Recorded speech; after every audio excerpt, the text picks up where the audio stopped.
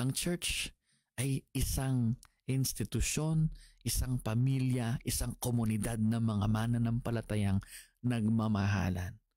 Hindi isang building na nagiging landmark lang kapag nagtatanong ng direksyon yung mga turista. Nakakalungkot naman na ang church ay nagiging monumento na lang o landmark, pero yung mga tao doon di naman magkakakilala. At paano mamahalin ang di mo naman kilala, right? So I just pray, friends, mga minamahal, na makita natin to sa ating mga pansariling pamumuhay, sa ating mga ministeryo. Kung kayo po ay naglilingkod, ano ba yung ating standards sa paglilingkod? Well, kailangan ng excellence of course, pero hey, kilala ba natin yung mga kamanggagawa natin? Alam ba natin yung kanilang mga pinagdadaanan? Pinapakinggan ba natin sila? Nag-aalok ba tayo na tulungan sila sa kanilang mga dalahin? Tinatanong ba natin sila, how can I pray for you? O masyado tayong busy. Oy, mali ka. Mali yung intonation mo. Yung gitara mo wala sa tono. Yung CR hindi masyadong malinis. Ang baho! So, mga minamahal, naway ito po yung maging reality check sa ating lahat. Sana'y ang ating mga iglesia ay maging more inclusive kaysa exclusive. Na tayo ay mas welcoming kaysa paano ka namin tatanggapin? No. Nagayahin natin ang Panginoong Jesus.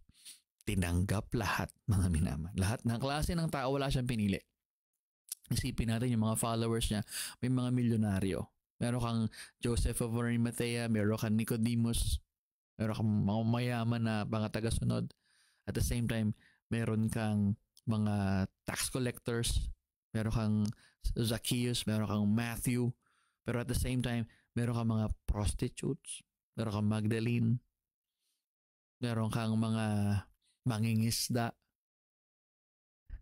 meron mga lumpo, meron mga namamalimos. Kita natin, all walks of life. People from all walks of life. Lahat yan nagawang pakisamahan ng Panginoong Hesukristo. Naway ganun din po ang ating mga iglesia. Nawa tayong maging eksklusibo lang para sa mga mayayaman, na mas pinapansin natin yung mas malalaking magbigay, na pinapansin natin yung mga taong talaga naman ay nagpapalaki sa revenue ng church, pero yung mga taong maliliit di natin pinapansin. On the other hand, wag naman tayo maging eksklusibo lang sa mga mahihirap at iisipin natin yung mga mayaman, walang lugar sa langit yung mga yan. Sapagkat dito lang sila giginhawa. Sa langit kami naman. Let's avoid both extremes. The church should be made up of people regardless of their social and financial status.